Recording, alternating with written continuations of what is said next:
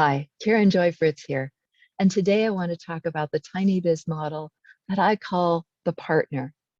Now, this is for people who the partner, your spouse or partner, has the primary income, or you have retirement income or some other income stream, and you're not actually dependent on this business to meet all of your financial needs.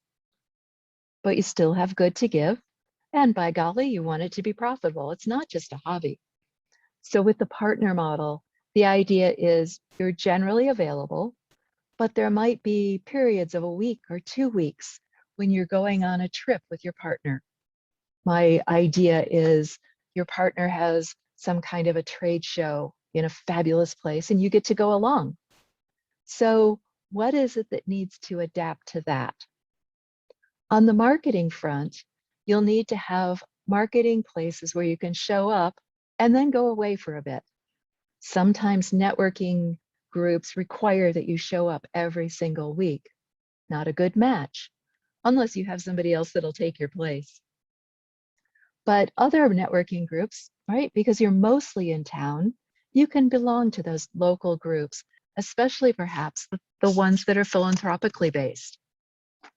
And then when you're looking at your delivery model, you could run groups of clients with gaps in between, right? So you have a class that runs for 4 weeks or 8 weeks, and then you have a week or two off so that you can plan a nice clean ending point and a restart point when you get back. It could be the same with groups of coaching packages, coaching sessions, right?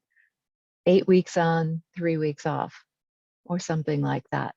So always designing your programs probably in advance around this ability to just take off for a couple weeks when it suits your partner.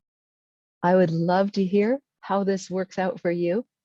Just drop me a note in the comments and do come join us over in the TinyBiz Village for lots more ideas on how you can design your business to suit your needs and make the technology work for you to make it easier.